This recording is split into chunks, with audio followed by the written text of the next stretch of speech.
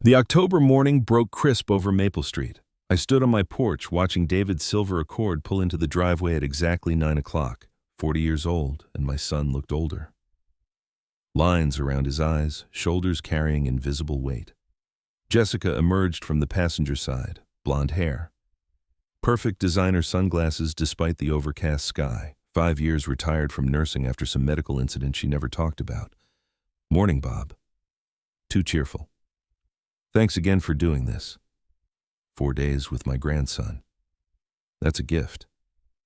Ethan climbed out slowly, clutching his worn elephant. 8 years old, small for his age, with brown eyes that saw everything. Selective mutism, the doctors called it. He'd stopped talking at 5, just went quieter until nothing came out. Jessica walked Ethan up the path, her grip on his shoulder-tight possession, not affection. Say hello to Grandpa Ethan. A small wave. His eyes met mine for a second. Was that fear? Then he stared at his shoes. Inside, Jessica set a wooden box on my counter. Bob, I prepared something special. Chamomile blend. It'll help you sleep. I sleep fine. David mentioned restless nights. She opened the box, neat rows of tea packets labeled morning and evening. At your age, proper rest is crucial. I've made enough for 4 days. Very important you drink it twice daily, exactly as labeled. Something flickered across her face, quick, cold, calculating. My combat instincts kicked in, that sixth sense from Vietnam. But this was tea. I pushed it down. Sure, thanks. We should go, David said. He kissed Ethan's forehead but couldn't look at his son's face. I'd noticed that lately, David avoiding Ethan's eyes. Be good for Grandpa, Jessica told Ethan, voice flat. Remember what we talked about. They left. I stood with Ethan's hand in mine, watching the sedan disappear. The door clicked shut. Ethan's fingers clamped my wrist hard, urgent. He'd dropped his elephant. 3 years. That elephant had been Ethan's constant companion for 3 years. Now it lay abandoned on my floor. His other hand pointed to the kitchen, to that box of tea. His whole body shook. Ethan. I knelt down. What's wrong, buddy? His mouth opened, closed, opened again. Then he spoke. Grandpa, don't drink the tea. The world tilted. I gripped his shoulders, staring. Did you just speak? His hands grabbed my shirt. Please, Grandpa. Please don't drink it. Mom put something bad in it. My grandson, who'd been silent for 3 years, had just saved my life. I pulled him close, felt him trembling. Come here, kitchen table. Tell me everything.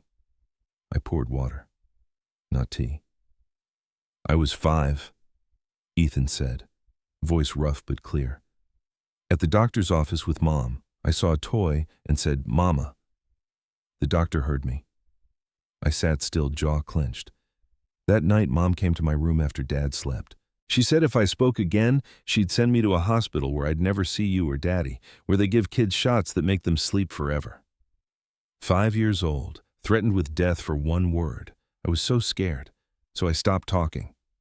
How long have you understood everything? Always. I taught myself to read at 6. TV captions your books. I listen to adult conversations. People think I don't hear, but I hear everything. This boy trapped in silence but mind working constantly.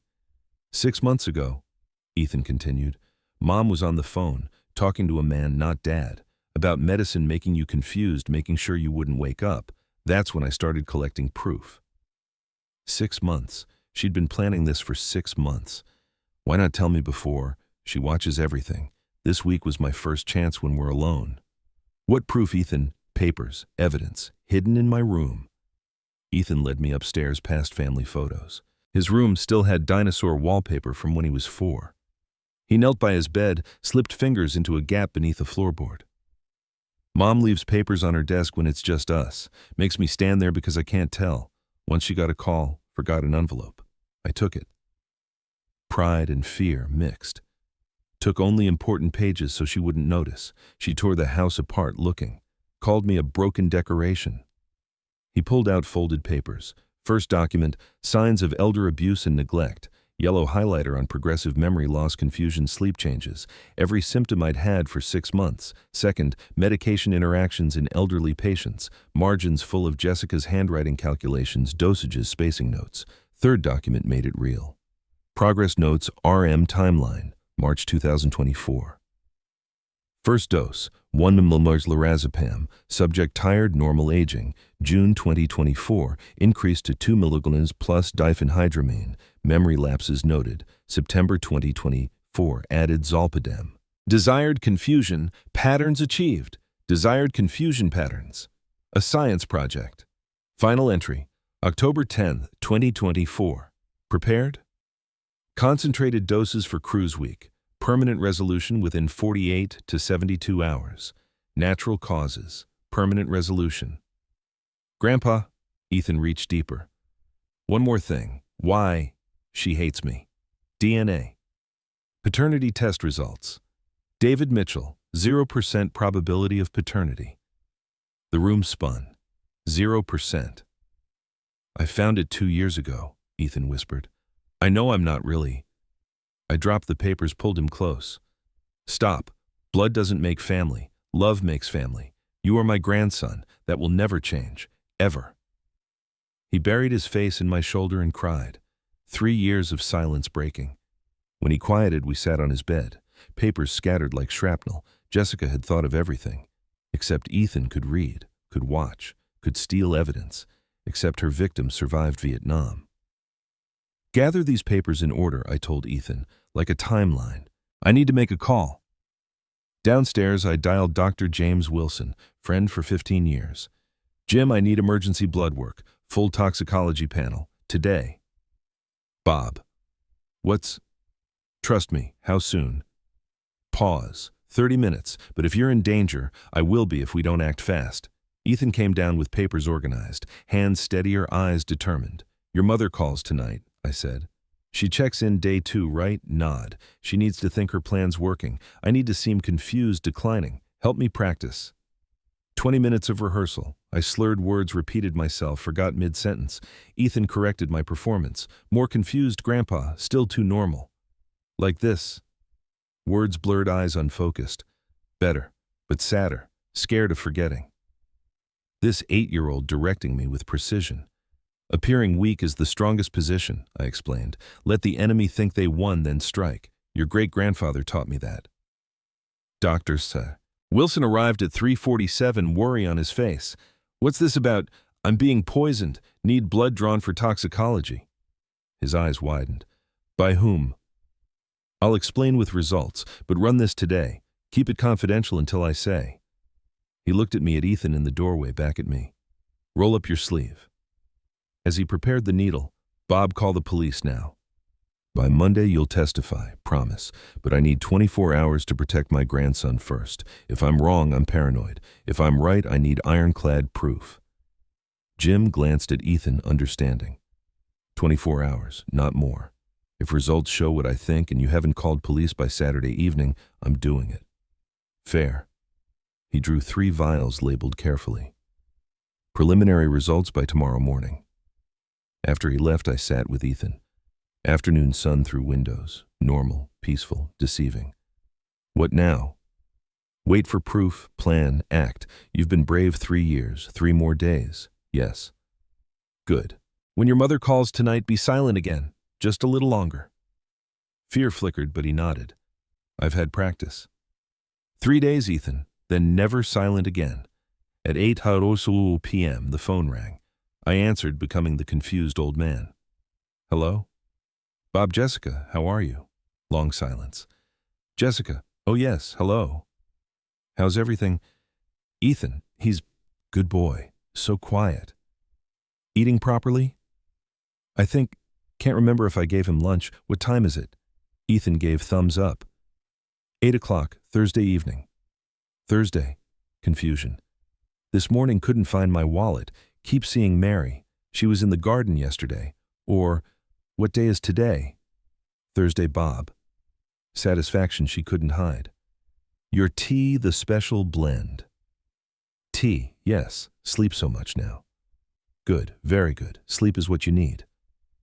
5 more minutes. Me losing reality, her confirming drugs worked. I hung up, dropped the act. She believed it, Ethan said, amazed. 3 years you stayed silent. I can act 2 days. Calendar Thursday evening. Sunday return. 48 hours to build the trap. Friday, 9:00 a.m. Dr. Wilson called. Results are back. Lorazepam diphenhydramine zolpidem, all unprescribed. Dangerously high lorazepam at 250 nanograms per milliliter. Over 100 is toxic. I closed my eyes. How long to reach these levels? 4 to 6 months escalating doses. Another week irreversible cognitive damage. 2 weeks you'd be dead. We'd call it natural causes cardiac arrest from medication interaction. No questions. I know who did it. One more day. Bob. Monday you'll testify. I need to protect Ethan first. Silence. 24 hours. I found Ethan building Legos, hands shaking. We have proof. Now we build the trap. He looked up. Are you scared? Terrified, but courage isn't not being scared. It's doing right when scared to death. What if it goes wrong? We adapt, but it won't. Truth is on our side. That night I barely slept. Sat in Mary's chair thinking about family betrayal and 8-year-old strange courage. Tomorrow we'd build the trap. Sunday, Jessica would walk into it. Friday evening, Ethan and I sat at the kitchen table, all evidence spread before us like a battlefield map. The boy who'd been silent for 3 years now spoke with quiet intensity. What's the plan, Grandpa?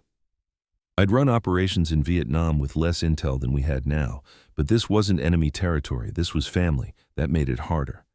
3 objectives, I said, ticking them off. Keep me safe, gather more evidence, protect you, in that order. How? We need her to confess, on record, undeniable. I looked at him. That means Sunday when they return, everything has to look normal. Can you pretend to be silent again? Fear crossed his face, but he nodded. I've done it 3 years. I can do 3 more days. Not 3 days, 3 hours. Sunday afternoon, that's all. I explained the strategy using principles from combat ops. The enemy thinks they're winning. That's their weakness. Jessica believes I'm declining, believes you can't talk, believes her plan is working perfectly. We use that. What do I do? Sunday, when they arrive, you stay silent. Sit on the floor, play with toys, be invisible like she expects. I'll act confused, sick. She'll get confident, maybe careless. Then what? Then we spring the trap, but we need the right equipment first. I pulled out a notepad, started listing what we needed. Voice recorder, professional grade, small enough to hide. Richard Sullivan, my lawyer as a witness. Detective Sarah Martinez, Jim Wilson's sister-in-law. A cop I'd met at a cookout 2 years back. Tomorrow we get the recorder tested thoroughly. I'll call Richard, set everything for Sunday at 2:30 p.m. They'll be outside listening. Ethan's eyes widened. The police will be there. Not inside, not at first. We need Jessica to confess without knowing she's being recorded. Ohio is a one-party consent state, means if I'm part of the conversation, I can legally record it. But she has to say it herself, volunteer it. What if she doesn't? She will. Arrogant people always do. They think they're smarter than everyone else. They can't help bragging. We spent 2 hours rehearsing scenarios. What if Jessica suspected something? What if David intervened? What if she refused to talk? I'd learned in the military plan for everything, adapt to anything. Ethan, Sunday's going to be hard. You'll hear her say terrible things about me, about you. You have to stay silent until the right moment. Can you do that? He squared his small shoulders. When's the right moment? You'll know. Trust yourself. Friday night, 8:30 p.m. The phone rang right on schedule. I let it ring 3 times before answering. Hello? Bob, it's Jessica. How are you feeling tonight? I made my voice weaker than yesterday. Jessica, is that... I'm sorry, who... It's Jessica, Bob, your daughter-in-law. We spoke yesterday, remember? Long pause. Yesterday. Right. You called yesterday. Or was it... I trailed off, confused. Ethan sat across from me, phone on speaker recording app running on his iPad. His idea, the kid was sharp. How's Ethan? Jessica asked. Ethan's here, somewhere. Good boy, so quiet. Did I give him dinner? I can't... Genuine panic crept in. There was something I was supposed to do, something important. Your tea, Bob. Did you drink your evening tea? Tea? Yes, the tea makes everything gone foggy. I slept all afternoon, 14 hours yesterday, I think. Or was it today? On the other end, I heard satisfaction in her silence. The fog is normal, Bob. Your body is just tired. Have you been eating? I made toast, I think. The smoke alarm went off because I forgot I was cooking. Can't remember things anymore. That's concerning. But her tone said otherwise. When we get back Sunday, we should talk about getting you some help. Professional care. I don't want to be trouble. You're not trouble, Bob, but sometimes people need assistance, a place where nurses watch you constantly. My hand tightened on the phone. She was already planning. The nursing home probably had brochures ready. How's the cruise? I asked, letting confusion leak through. Wonderful. We're having a lovely time. You just rest okay, drink your tea, sleep as much as you need. After hanging up, I looked at Ethan. Good recording. He checked the iPad. Perfect. You can hear everything she said about professional care and nurses. That's premeditation. Proves she's been planning what comes after. We listened to it twice more. Jessica's tone when she said professional care was almost gleeful. This woman had thought through every step. Poison me, declare me incompetent, take control of my assets, put me in a facility where I die of natural causes within months. She's going to say worse on Sunday, I told Ethan. When she sees me in person, thinks she's almost won, she'll get bold. I'm ready, Grandpa. But his hands were shaking. Saturday morning, Dr. Wilson called again. Bob, I ran additional tests. The concentration patterns tell a story. He sounded angry. This wasn't accidental. Someone's been administering precise escalating doses over months. The lorazepam alone at your age, this should have killed you already. Why didn't it? Your military physiology, probably. 2 tours in Vietnam, you built up tolerance to stress hormones. Irregular sleep adrenaline. Your body's tougher than a normal 68-year-old's. But Bob, you were maybe 1 week away from a stroke or heart attack that would have looked completely natural. 1 week. Jessica had cut it close. I need documentation, I said. Every detail, medical terminology, everything. Can you prepare a report for the police? Already done. Dated, signed, sealed. When are you calling them? Tonight. I'm meeting with Richard Sullivan at noon to go over legal strategy, then Detective Martinez at 4 Huasro. Good. Because Bob, if you'd waited another few days... He didn't finish. I know Jim. Thank you for trusting me. Thank Ethan. That kid saved your life. After hanging up, I found Ethan in the living room practicing being silent again, sitting cross-legged action figures around him, eyes down, completely still. It was eerie. He could switch it on like flipping a switch. Ethan. He looked up, voice normal. Was that Dr. Wilson? Yeah, he confirmed everything. 1 more week of her tea and I'd be dead. His face went pale. I almost waited too long. No. You acted exactly when you could. Not a moment sooner, not a moment later. That's courage. At noon, Richard Sullivan arrived, 60 years old, sharp as a knife, my lawyer since Mary died. Bob, what's this about? Your message sounded urgent. I laid out everything. The tea, the drugs, the timeline, Ethan's evidence, Dr. Wilson's blood work. Richard's face went from skeptical to horrified to furious. This is attempted murder, premeditated. Why haven't you called the police? I am. Detective Martinez is coming at 4 Tauru. But Richard, I need your help tomorrow. 2 Hazuru p.m. Be parked outside my house. When I give the signal, I'll open the front curtain, come in with the detective. What signal? Jessica will have confessed by then. On tape. I need witnesses to the arrest. He studied me. You're setting a trap. I'm finishing what she started. This is risky, Bob. If she suspects, she won't. She thinks I'm half dead already, thinks Ethan's broken, thinks she's won. Richard looked at Ethan sitting quietly in the corner. Can he really testify? Will a court believe a kid who hasn't spoken in 3 years? He'll speak. When it matters, he'll speak. Saturday afternoon, Ethan and I drove to the electronics store on High Street. I bought a Sony ICD PX470 digital voice recorder, professional grade micro SD card, 40 hours of battery life. In the parking lot, we tested it. Ethan stood 20 feet away, spoke in a normal voice. Playback was crystal clear, every word. Where do we hide it? He asked. Living room bookshelf, behind the war history books. Jessica never touches those. Back home, we set up the scene. I positioned my armchair facing the couch where Jessica would sit. The bookshelf was to the left, recorder placed behind a copy of The Things They Carried. The microphone had a clear line to the seating area. Test run. I sat in my chair, Ethan sat on the couch where Jessica would be. We spoke in normal tones, played it back perfect audio. Now we rehearse, I said. For 3 hours we ran through scenarios. Ethan practiced staying silent while I acted confused. I practiced drawing out Jessica's confession without being obvious. We anticipated her responses, planned my reactions. What if she mentions Dad? Ethan asked. Then we learn if he knew. That's important too. What if he did know Grandpa? What if Dad helped her? I'd been thinking about that. David's avoidance of Ethan, his weakness around Jessica, but the letter we'd found begging Jessica not to drag Ethan into her affair. He knew about Kyle, not about murder. I don't think he knew about me, I said. But we'll find out tomorrow. At 4:00 p.m., Detective Sarah Martinez arrived in an unmarked sedan, 40-something Sharp Eyes, Jim Wilson's sister-in-law, who I'd met at family cookouts. Mr. Mitchell, Jim called me, said it's urgent.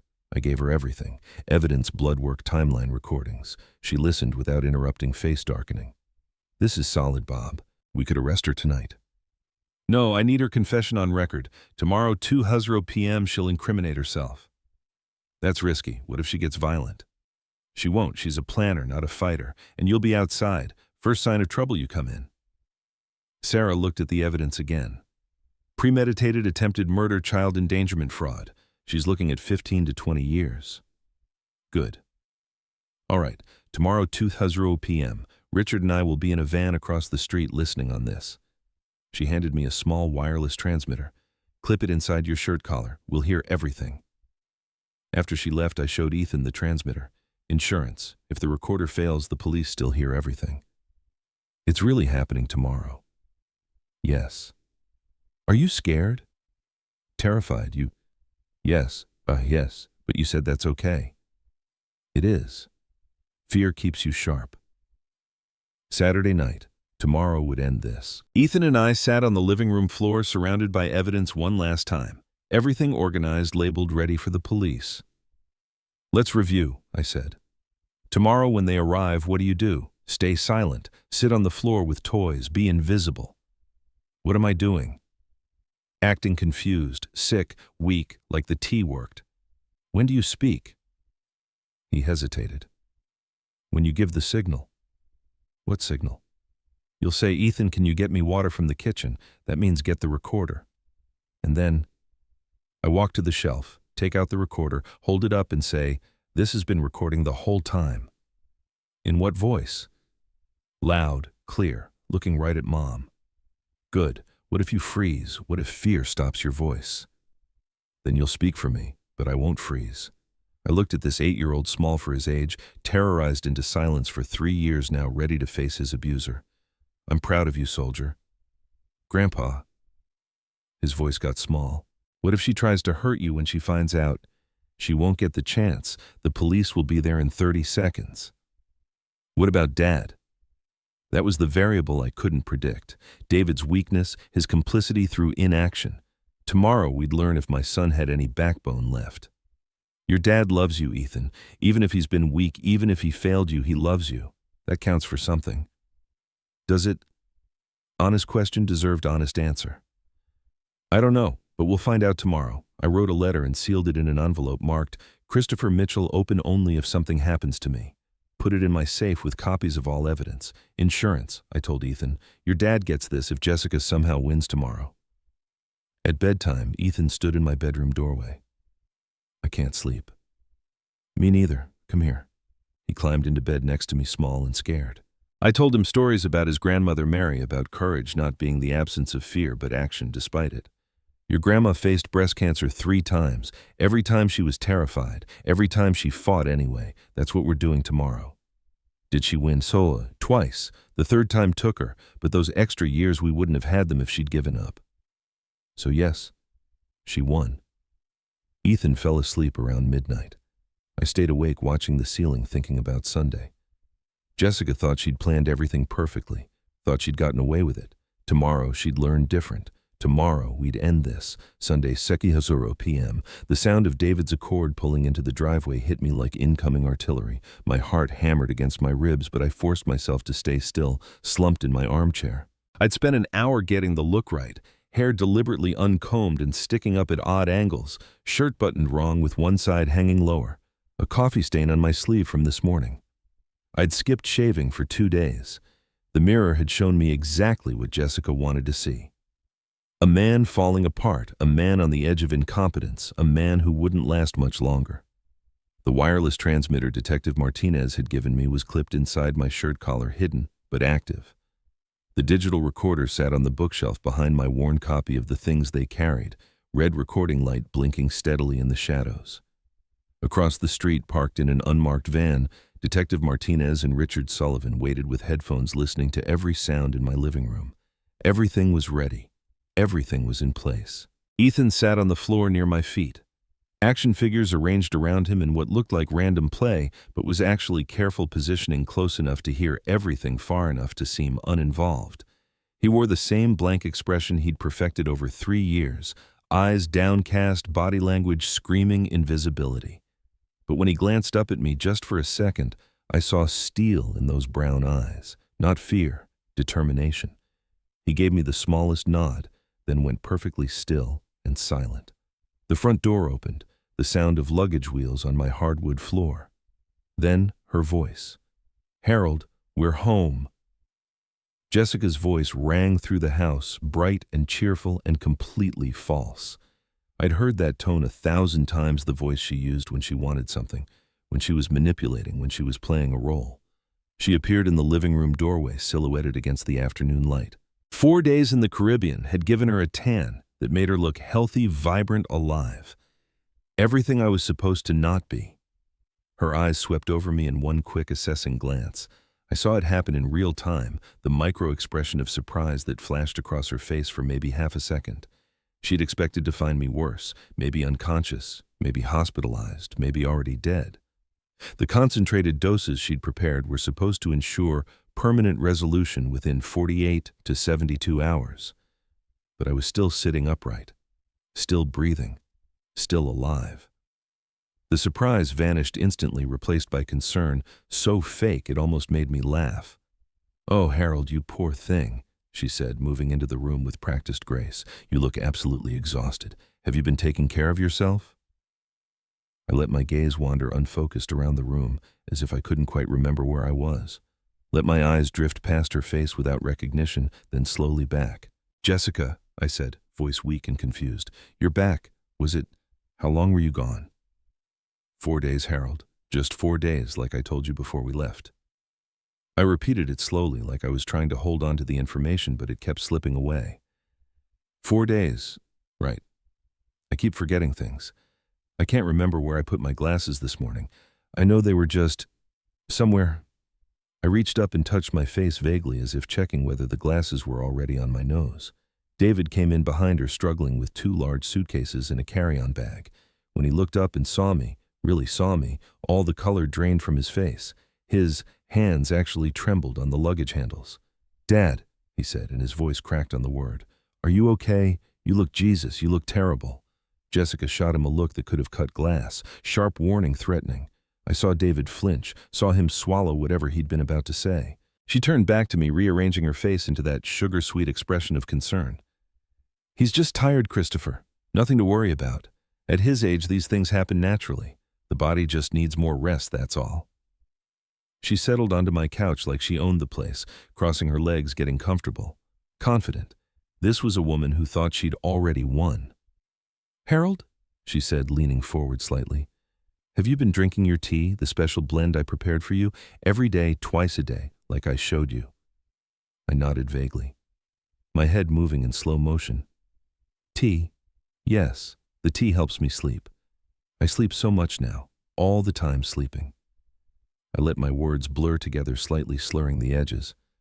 "Yesterday I slept 14 hours, or was it the day before? I can't remember which day is which anymore." "That's completely normal," Jessica said, and I heard it, the satisfaction she couldn't quite hide. It leaked into her voice like poison. "That's very good, Harold. Sleep is exactly what your body needs right now. You're just tired, that's all. Very, very tired." She turned to David, who was still standing frozen in the doorway, luggage forgotten at his feet. "See what I mean, Christopher? Look at him. He's clearly declining much faster than we thought. We really need to have that conversation we've been putting off. David opened his mouth. I saw him struggle with something. I saw conflict flash across his face. Jessica, maybe we should wait until he's feeling better before we... Christopher. She didn't raise her voice, didn't need to. The single word came out hard and final, brooking no argument.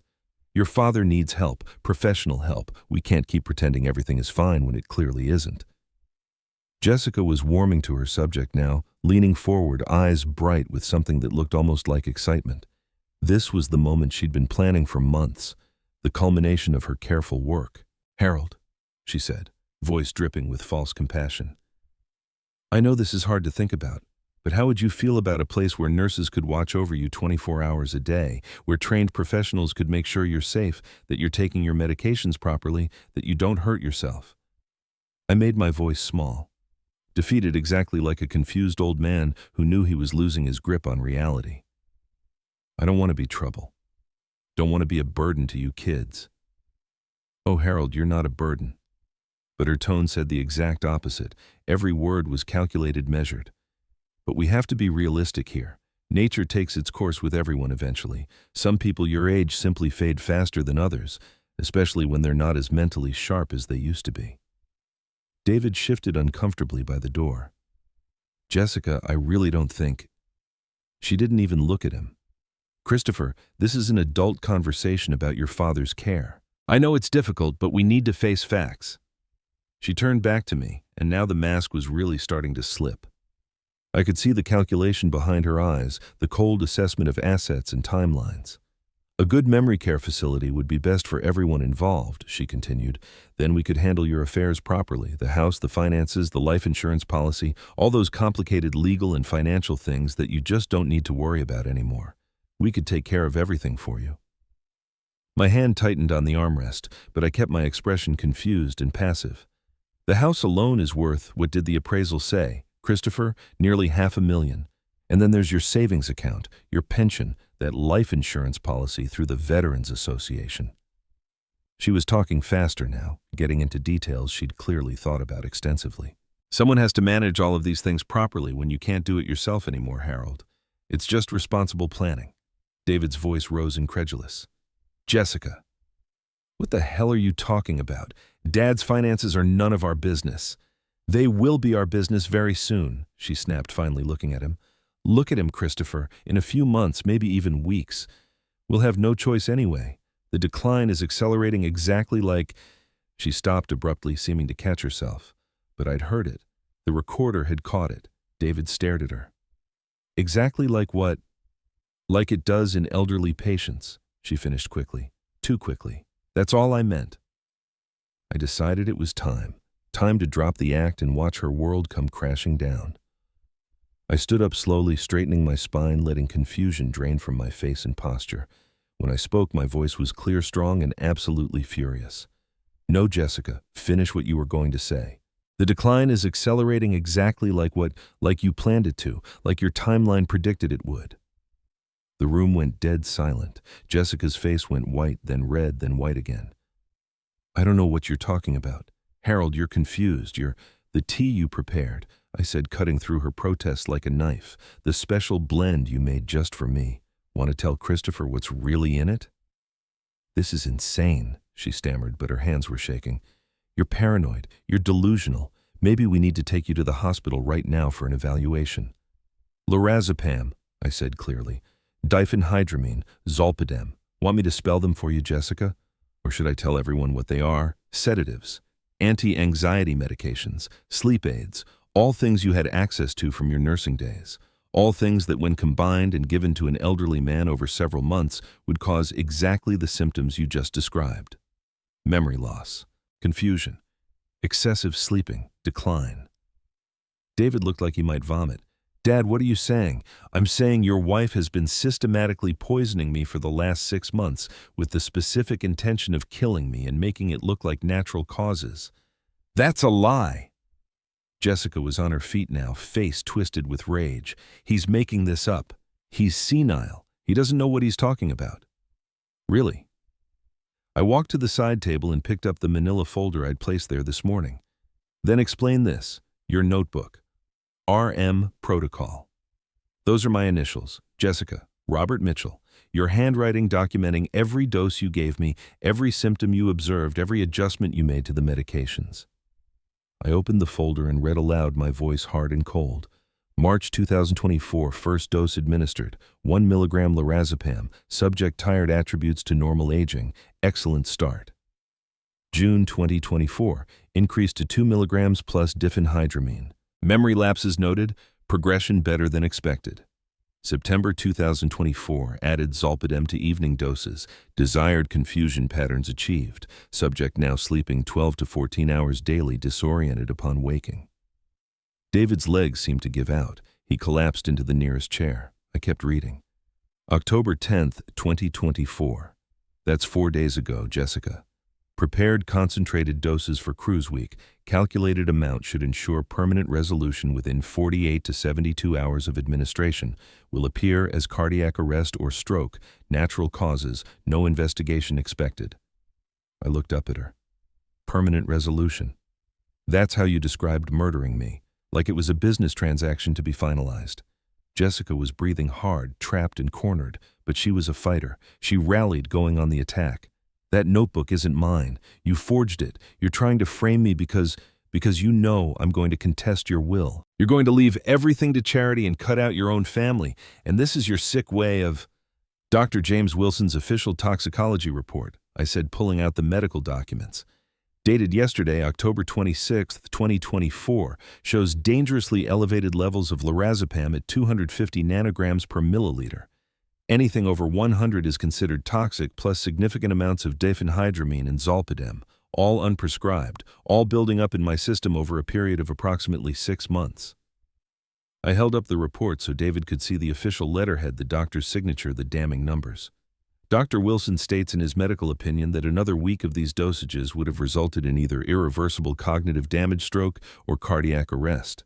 That I would have died, and it would have looked completely natural for a man my age. No autopsy, no investigation, just a sad, expected death. David was staring at Jessica like he'd never seen her before. Tell me he's lying. Please, Jessica, tell me this isn't real.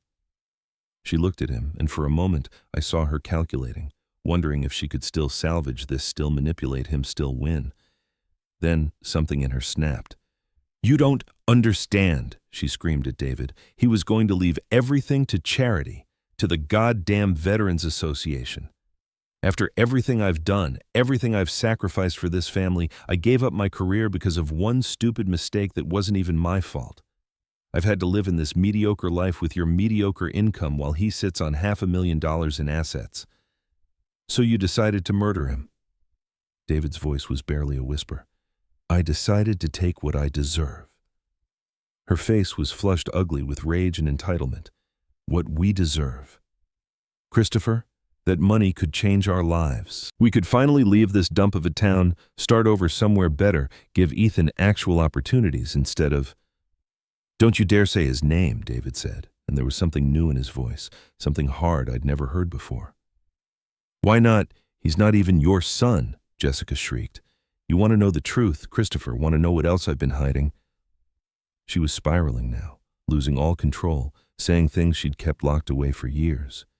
Ethan isn't yours. He's Kyle's. Kyle Brennan from my nursing program. I got pregnant during that conference in Chicago. And I trapped you with another man's baby because you were stable and stupid, and I knew you'd never question it. The room went dead silent, except for her ragged breathing. David's face had gone completely blank, shock so deep it looked like physical pain. I was going to leave you anyway. Jessica continued, and now she was almost laughing. Take the money and start over with Kyle. We've been planning it for months, but your father's will was the problem. Everything was set to go to charity unless we could prove he was incompetent or unless he died before he could finalize those changes. She was confessing everything, every ugly detail, and the recorder was catching every single word. So yes, I poisoned him. Yes, I planned to kill him, and it would have worked if this old fool had actually drunk his tea instead of... She stopped, finally realizing what she'd done, what she'd admitted. Her eyes darted around the room, wildly looking for escape, looking for a way to take it all back. Then her gaze landed on Ethan still sitting quietly on the floor, and her face twisted with sudden understanding and rage. "You!" she breathed. "You did something. You told him, didn't you? You little rat, you spoke to him." Ethan stood up slowly, deliberately, walked to the bookshelf, reached behind the war books with steady hands, pulled out the digital recorder, red light still blinking, turned to face his mother, and spoke. "This has been recording the whole time."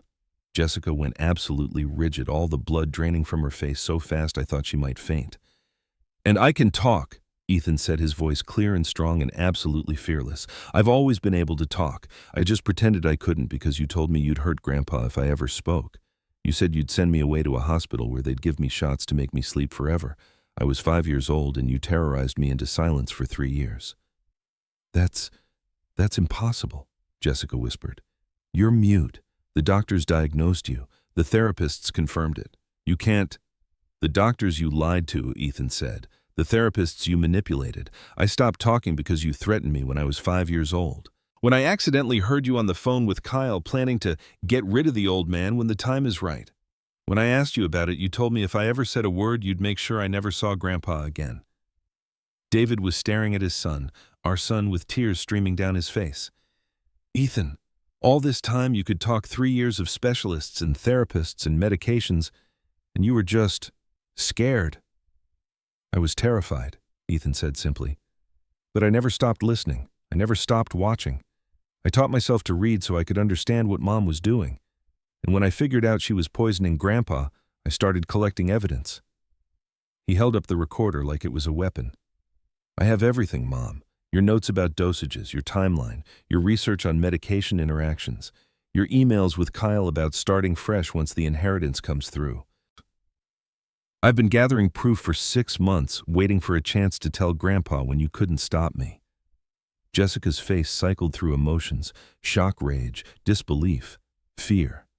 Then something snapped behind her eyes, something desperate and dangerous. "You little bastard," she hissed. "You ruined everything. If you just stayed silent like you were supposed to." She lunged at Ethan, hands outstretched like claws. I moved without thinking, muscle memory from Vietnam taking over. Stepped between them, caught her wrist twisted just enough to stop her momentum without breaking anything. "Touch that boy and it will be the last thing you do," I said quietly. Jessica thrashed against my grip, screaming now. "Let go of me. He's not even your real grandson. None of this is real. The recording is fake. He coached the kid. This is all entrapment." "Ethan," I said calmly, still holding Jessica's wrist, "open the front curtain." He ran to the window and pulled the curtain back. 30 seconds later, the front door opened. Detective Sarah Martinez came through, first badge, out face professional and hard. Richard Sullivan followed, carrying his lawyer's briefcase and a witness statement form.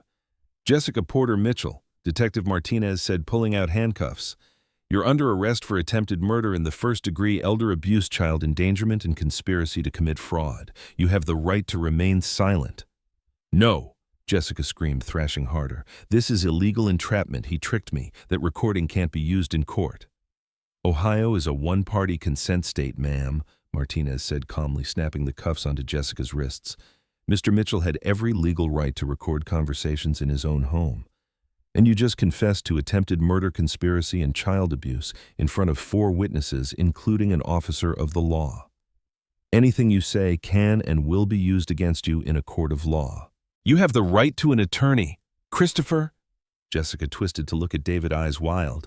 Tell them he's lying. Tell them I never, you have to help me, I'm your wife." But David just sat there, face buried in his hands, shoulders shaking with silent sobs. Martinez led Jessica toward the door, still reading her rights. "If you cannot afford an attorney, one will be appointed for you. You can't do this." Jessica's voice echoed through the house as they took her outside. "That old man is senile. The kid is mentally ill. I have rights. I'll sue all of you, Christopher." The door closed behind them. The house went silent. For a long moment, nobody moved. Then David looked up, face ravaged with tears and guilt. "Ethan, son, I'm so sorry. I didn't know about Dad. I swear on everything I didn't know she was poisoning him." Ethan stood next to me, my hand on his shoulder. He looked at his father but said nothing. "I knew about Kyle," David continued, voice breaking. "I found out about the affair 4 months ago. I knew she didn't love me anymore, knew she was just staying for financial reasons. But I thought, God, I thought if I could just hold on, if I could just keep the family together, maybe eventually she'd. He couldn't finish. You knew our son was being terrorized and you did nothing, I said quietly. I didn't know, I swear, I didn't know about the threats. I just thought he had selective mutism like the doctor said.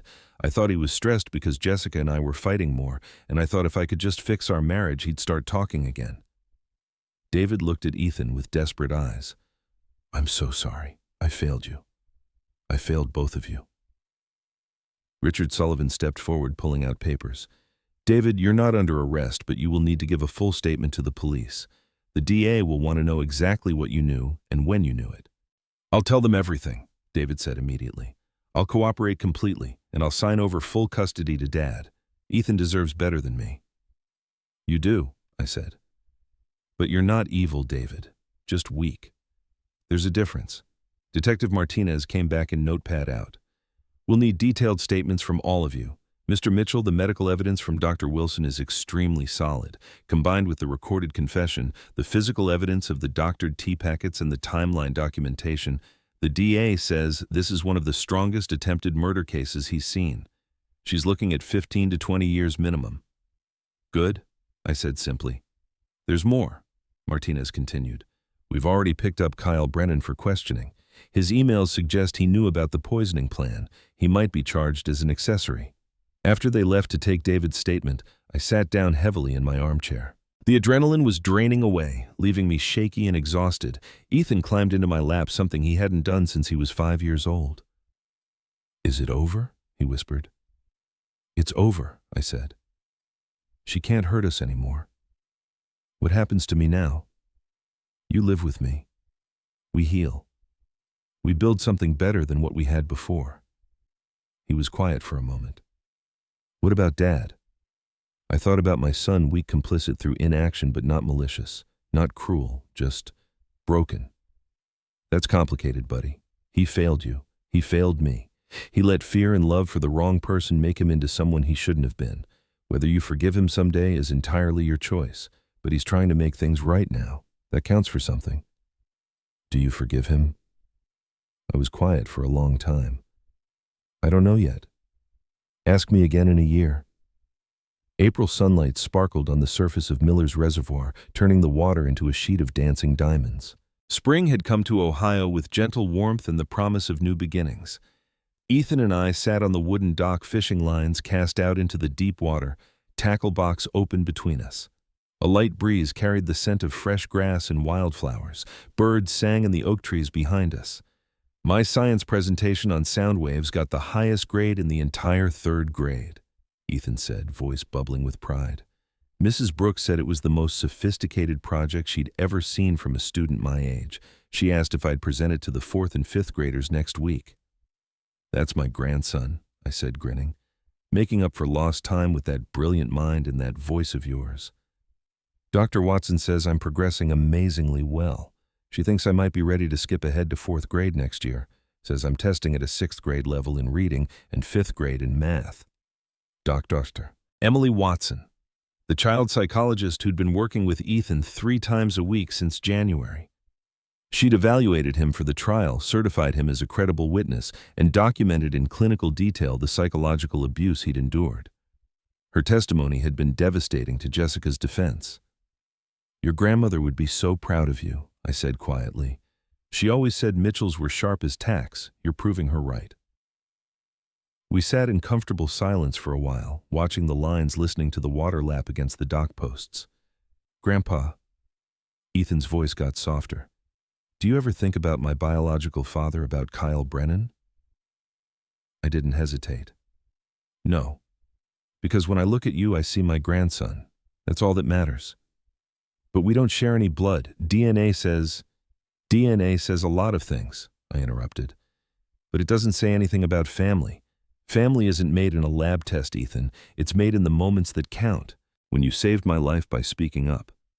When I held you while you cried after 3 years of forced silence. When we fought together to stop her. That's what makes us family. Blood is just biology. Family is choice. Ethan was quiet, processing this. Can I still be a Mitchell? He asked finally. Legally, I mean. I turned to face him fully, making sure he could see how serious I was. Son, you earned that name. You showed more courage at 8 years old than most soldiers I served with in Vietnam. You are a Mitchell because you acted like a Mitchell when it mattered most. The DNA doesn't change that. Nothing changes that. His eyes brightened with unshed tears. I want to be like Dr. Watson when I grow up. A psychologist who helps kids who can't speak because they're too scared. Kids like I was. My throat tightened with emotion. You'll be incredible at it. You understand those kids in a way no one else can. You've lived it. You survived it. That makes you the perfect person to help them. Do you really think I can do it? Ethan, you survived 3 years of psychological torture. You gathered evidence against a murderer when you were 8 years old. You found the courage to speak when it mattered most and saved both our lives. You can do absolutely anything you set your mind to. Ethan's fishing rod suddenly jerked hard, the line screaming out as something big pulled on it. Grandpa, I got something, it's huge. We both grabbed the rod together, working in tandem to fight whatever he'd hooked. The line bent the rod into a sharp arc, fighting back with serious weight. Easy now. I coached one hand, helping him hold steady. Don't rush it. Let it tire itself out first. Work with the fish, not against it.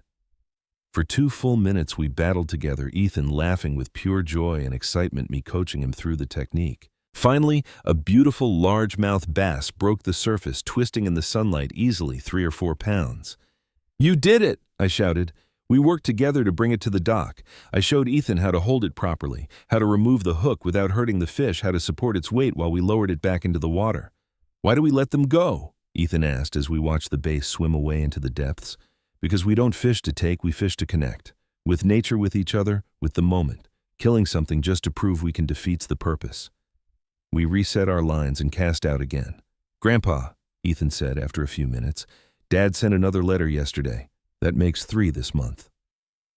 David had been sentenced to 5 years probation after cooperating fully with prosecutors and voluntarily relinquishing parental rights. I'd been granted full legal guardianship of Ethan. David had moved to Columbus, started therapy, joined a support group for abuse victims. He wrote letters twice a week, long, thoughtful letters full of apologies and updates on his healing process. I'd read them all. Ethan hadn't opened any of them yet. Do you want to read it? I asked carefully. I don't know, maybe, someday. He paused. Do you think he'll ever visit? I don't know, buddy. Your father is dealing with a lot of guilt. He loved the wrong person and made terrible choices because of it. Whether he can move past that guilt enough to face you, I can't answer that. Are we okay without him? We're better than okay. We're exactly where we need to be. The trial had lasted 3 weeks last February. The evidence was overwhelming, Dr. Wilson's testimony about the toxicology results, my recorded conversations. Ethan's testimony about the threats and forced silence, the physical evidence of doctored tea packets, Jessica's own handwritten timeline documenting the poisoning. Jessica Porter Mitchell was sentenced to 15 years in prison for attempted murder, elder abuse, child endangerment, and conspiracy to commit fraud. Kyle Brennan got 2 years for conspiracy as an accessory. His emails proved he'd known about the plan and had helped research medication dosages. Some families are born from blood and biology. Ours was forged in survival and sacrifice, and the choice to fight for each other when everything was falling apart. And somehow, that made it stronger, unbreakable. Looking back on everything we'd been through, I realized this story wasn't just ours.